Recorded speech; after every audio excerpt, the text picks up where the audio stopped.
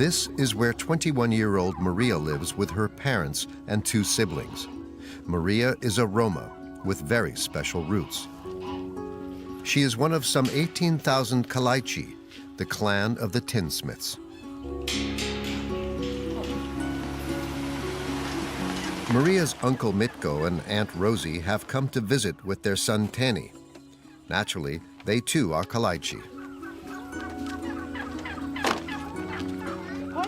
Maria's parents have gone to stay with relatives for a few days following the birth of a grandchild.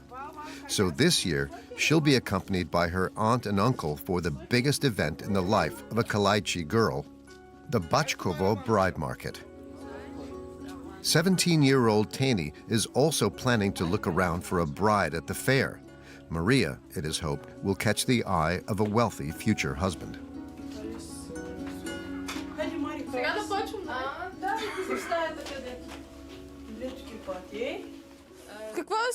What should I put on for Bachkovo?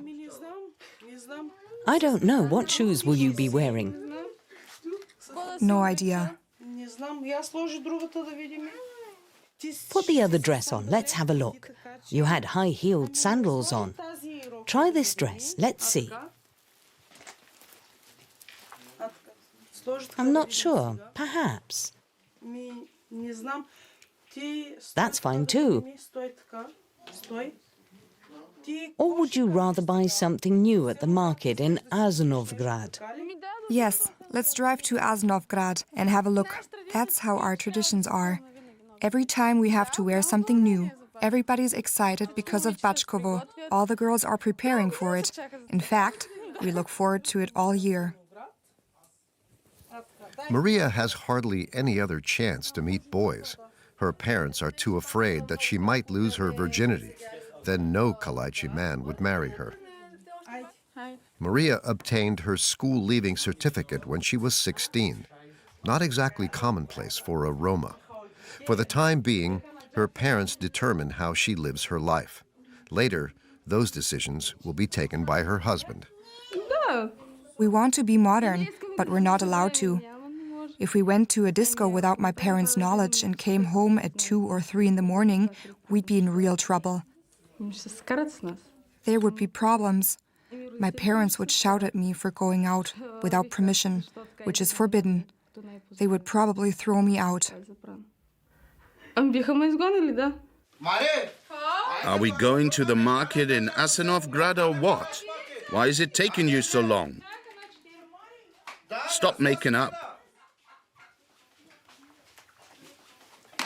You're pretty enough. You'll find a husband. Let's go.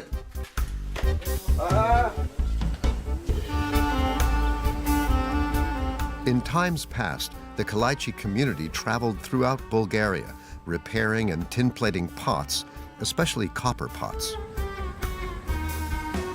Today, many Kalaichi have a regular job and their own house. The clan are said to number around 18,000. Where possible, they like to demonstrate their relative prosperity, compared with other Roma, preferably in the form of a car made in Germany.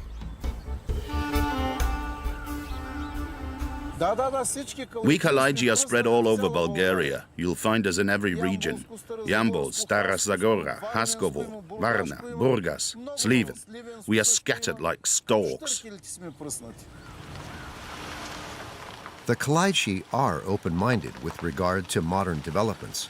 For young people, communicating via a smartphone or Facebook is completely normal.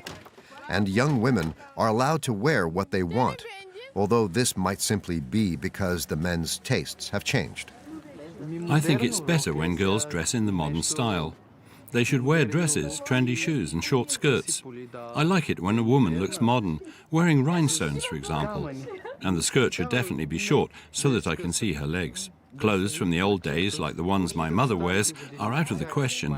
Dresses and skirts that are extremely wide. I don't want my wife to be that old-fashioned. But when it comes to choosing a partner, the Kalaichi remain ultra-conservative. Marriages only take place within the community. The men have to pay the bride's parents a dowry of between 1 and 10,000 euros. The prettier the girl and the better her reputation, the more she costs. Tani and his parents are also choosing new clothes for the big day. Have a look at this. What do you think? Rosie, do you reckon you can fit into that? You're as wide as a barn door. Just look at you. All the skirts here are a slim fit. How are you going to get into one?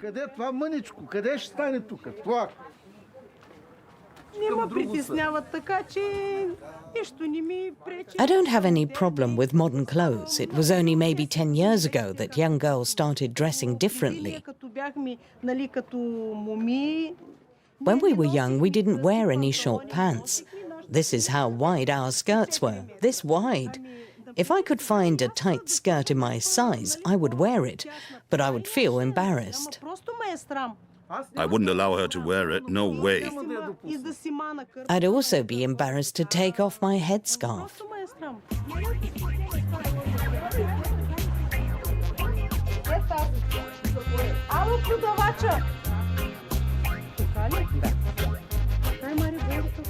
Maria has finally found her new dress.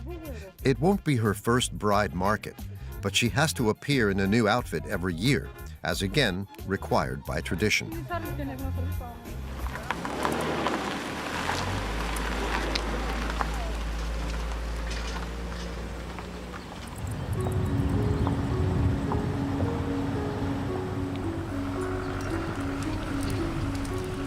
Hacievo is just a few kilometers from where Maria lives.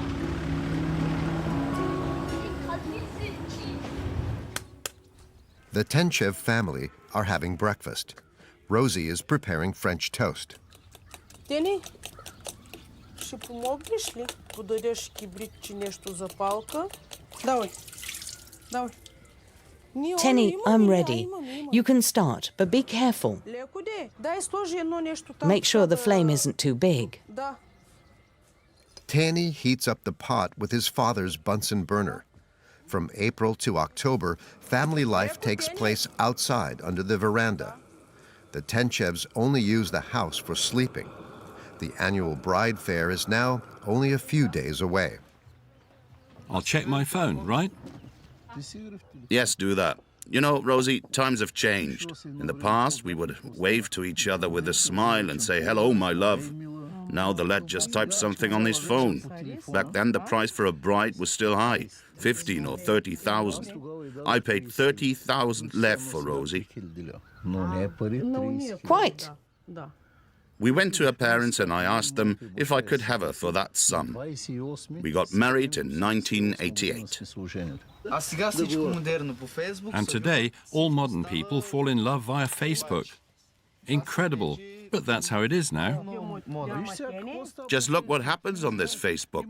A woman already has 3 children, but she writes to another man and then falls in love with him. But his complaints fall on deaf ears.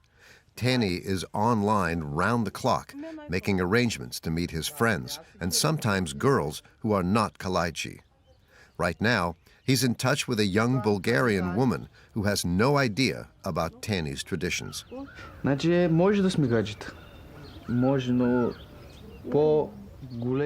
We can become friendly, but nothing serious can ever come of it. I'm an only son. If I had 2 or 3 brothers, if there were several boys in the family, I could perhaps even marry the girl. But I am my parents' only son. So I will respect tradition and marry a Kalaichi girl.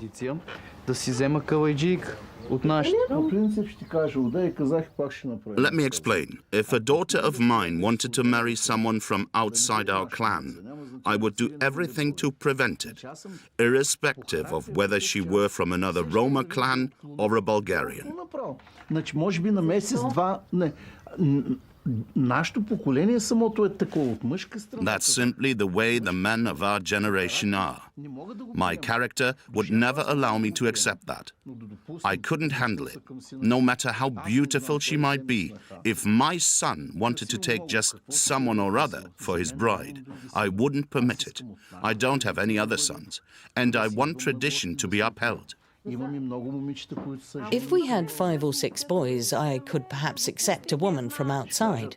People would gossip and say, Mitko's got no money, Teni couldn't find a Kalaichi bride, or he doesn't want to choose anyone from the clan. People would find out that Teni had married an outsider and then bring it up at every opportunity. Stara Zagora is a city in central Bulgaria.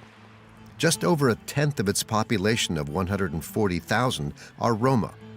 As is customary, they live in their own quarter on the outskirts. While for some it may resemble a slum, many Roma live under worse conditions. But unemployment here stands at 80%. Located in the heart of the neighborhood is the office of the NGO World Without Borders. It's headed by Gansho Iliev, himself a Roma. He and his team carry out sociological studies and propose ideas on how the minority can be helped. The Roma generally don't accept offers like housing in anonymous apartment blocks or training programs for young women.